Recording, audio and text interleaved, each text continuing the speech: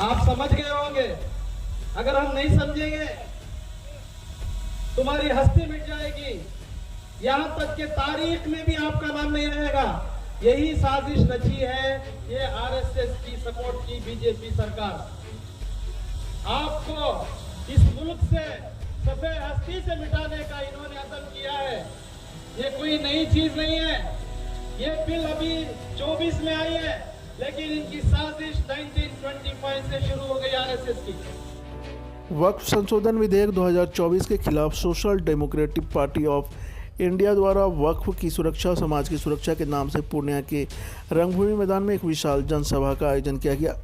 इस कार्यक्रम में बड़ी संख्या में लोगों ने हिस्सा लिया। सभा को संबोधित करते हुए एसडीपीआई के नेताओं ने सरकार पर जमकर हमला बोला। नेताओं ने कहा कि वक्फ संशोधन बिल मुसलमानों के संवैधानिक अधिकारों पर सीधा हमला है। उन्होंने आरोप लगाया कि भाजपा सरकार वक्फ संपत्तियों को हड़पने की साजिश रच रही है। पहले संयुक्त संसदीय समिति के जरिए संयंत्र किया गया, फिर विपक्षी सांसदों के असहमति नोट को खारिज कर दिया गया। अब सरकार बहुमत के बल पर इस कानून को थोपने की कोशिश कर रही है। उन्होंने साफ किया कि एसडीपीआई इस कानून को रोकने के लिए हर संवैधानिक माध्यम अपनाएगी और जब तक बिल वापस नहीं होता है तब तक देश भर में संघर्ष जारी रहेगा।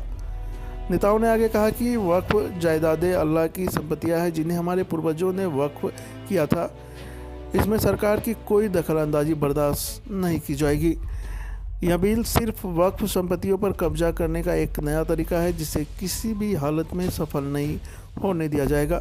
इस कानून को शरीयत और संविधान दोनों में दखल बताया और कहा कि अगर सरकार इस कानून को लागू करने की कोशिश करती है तो एसडीपीआई इसे अदालत से लेकर सड़क तक हर स्तर पर चुनौती देगी। आप समझ गए होंगे। अगर हम नहीं समझेंगे तुम्हारी हस्ती मिट जाएगी, यहां तक कि तारीख में भी आपका नाम नहीं रहेगा। यही साजिश रची है ये आरएसएस की सपोर्ट की बीजेपी सरकार। आपको इस मुल्क से सफेद हस्ती से मिटाने का इन्होंने अज़म किया है। ये कोई नई चीज नहीं है। ये बिल अभी 24 में आई है, लेकिन इनकी साजिश 1925 से शुरू हो गई आरएसएस की। 1925 से इन्होंने साजिश रची जब आजादी की लड़ाई लड़ी जा रही थी। उस आजादी की लड़ाई में सब मुल्क के सब लोगों ने भागीदारी ली, उसमें अक्सरियत मुसलमानों ने भी ली। आपको मालूम होगा कि कितनी कुर्बानी दिए, कितना खून बहा है, कितने यतीम हुए, कितने बेवा हुए। दिल्ली से पानीपत तक इस मुल्क को आजाद करने के लिए उलमाओं को शहीद करके उन पेड़ों पे लटकाया गया। तारीख गवाह है। ये आजादी दिलाने वाली कौम और जो लोग बात कर रहे हैं, ये अंग्रेजों का तलवार चाट के उनसे माफी मांगकर, उनसे माफीनामा लिख के देकर दूर हो गए। आजादी के अंदर कोई इनकी भागीदारी नहीं थी। आज सत्ते पे बैठकर हमारी कुर्बानी पे सवाल उठा रहे हैं। आते हैं आप लोग, क्या मांग है आपकी? देखिए, आपको मालूम होगा कि 2009 में जब यूपीए की सरकार थी, उस वक्त डॉक्टर रहमान खान कमीशन के द्वारा एक वक्फ की रिपोर्ट पेश गई थी, वो वक्फ बोर्ड के डेवलपमेंट के खातिर। उसके बाद 2009 में जब चुनाव में बीजेपी सरकार आई तो उनका कहना और उनके मैनिफेस्टो में ये लिखा था कि हम रहमान खान रिपोर्ट को हम लागू करेंगे, जारी करेंगे। किसने कहा था? बीजेपी ने कहा था। ठीक है, तो उसका मतलब उनको मालूम था कि वक्फ बोर्ड में कितनी धांधलियाँ, कितना नाइंसाफी हो रहे हैं, उसको ठीक करके एक अच्छा बनाएंगे जिससे समाज के लिए फायदा होगा। अब वही सरकार 2024 में उसको बहुत सारा चेंजेस करके, 14 चेंजेस करके उस वक्फ बिल में इन्होंने पेश किया था। और जब संसद में बहुत बहस हुई तो इन्होंने एक जेपीसी बिठाई, जॉइंट पार्लियामेंट्री कमेटी बिठाई। उनका काम क्या था कि पूरे देश में फिर के जो अपोजिशन वाले हैं उनसे एक राय तलब करें, उनके क्या उनके मांग है उसको तलब करें। इन्होंने पूरे देश में घूमा और सबसे और हर जगह उनको वही मिला, क्या मिला कि ये बिल के अंदर सही नहीं है, इसके अंदर बहुत सारी तरमीम और चेंजेस चाहिए। उसी दौर में एक और कैंपेन चला कि एक QR कोड दे के इसके अंदर एक बहुत बड़े पूरे मुल्क के अंदर एक चलाया गया कि कौन इसके विरोध में है और इसके पक्ष में है। तो विरोध में होने के लिए तकरीबन 7 या 8 करोड़ लोगों ने इसके विरोध में ये भी दिया, वो भी एक सबूत था।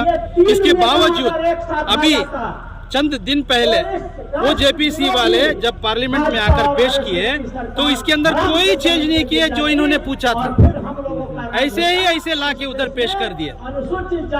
तो ये पेश करना तो फिर क्या हुआ, बोले कि इस बिल को बिल की शक्ल में पेश किया जाएगा। अब वो बिल में क्या है, बहुत सारी नाइंसाफी है, संविधान के विरोध है।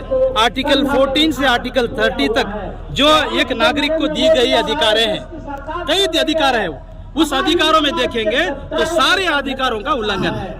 हम मुसलमान की हैसियत से नहीं बोल रहे, हम संविधान की हैसियत से बोल रहे हैं। आर्टिकल 14 से राइट टू लाइफ से लेके 30 तक। अब उसमें क्या है, सबसे पहले इन्होंने क्या कहा कि ये वक्फ बोर्ड जो है, इस वक्फ बोर्ड की काउंसिल को ही हम खत्म करेंगे, इसको कोई नया नाम देके इसको कमेटी बनाएंगे, नंबर 1।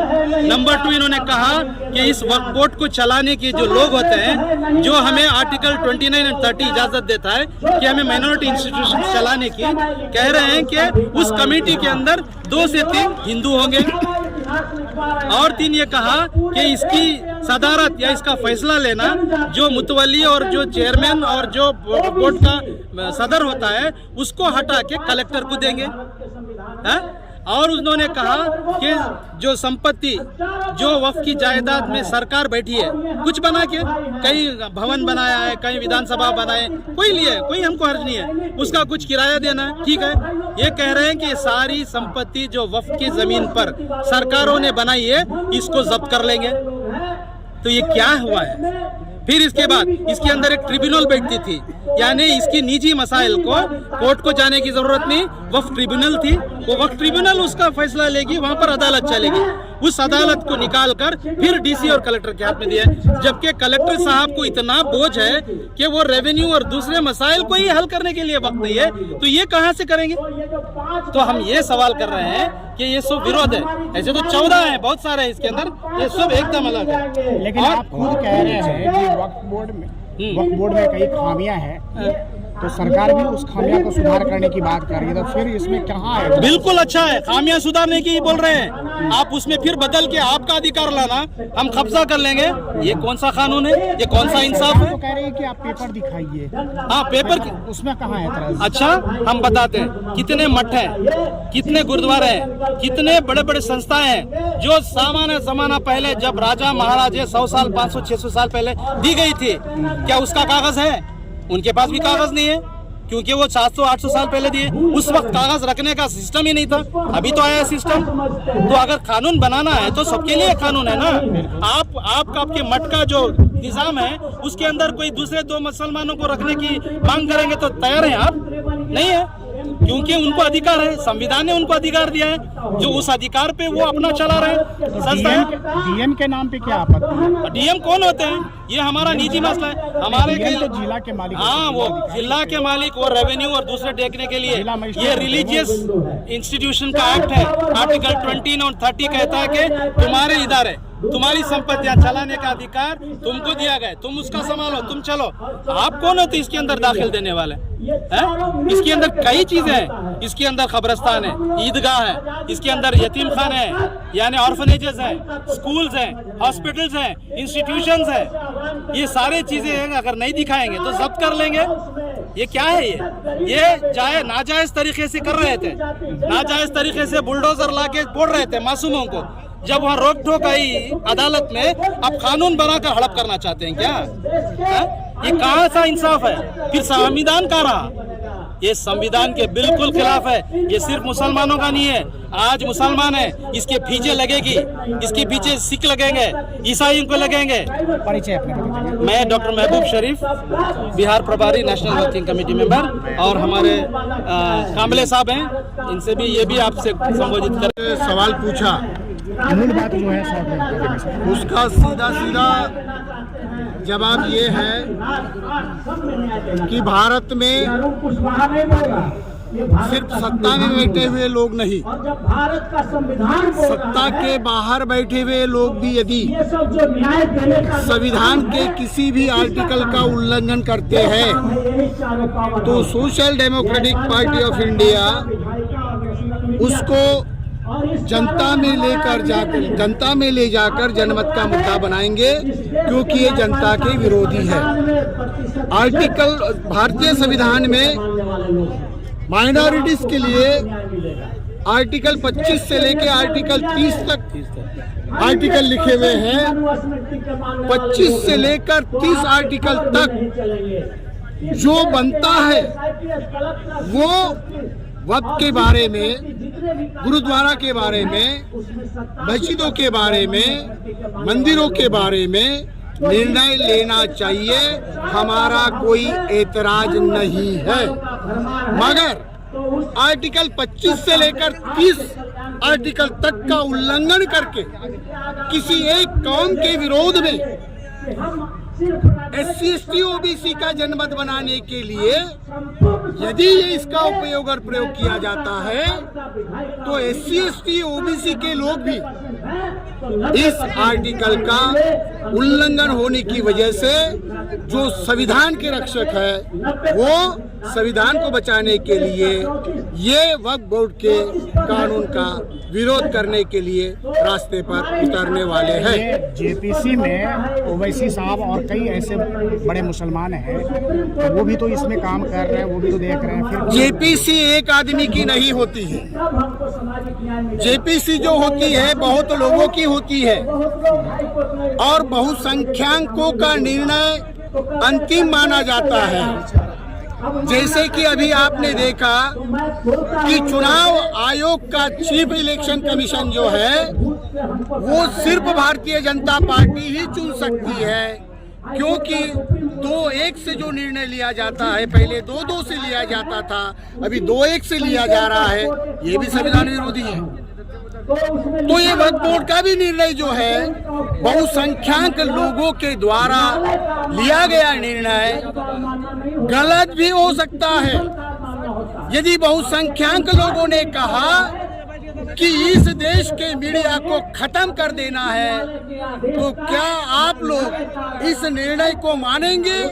क्योंकि वो बहुसंख्यक लोगों ने दिया हुआ है। बहुसंख्यक लोगों ने यदि ये कहा कि इस देश में अछूतों के साथ में मनुस्मृति के आधार पर व्यवहार किया जाएगा, तो क्या बहुसंख्यकों का निर्णय माना जाएगा?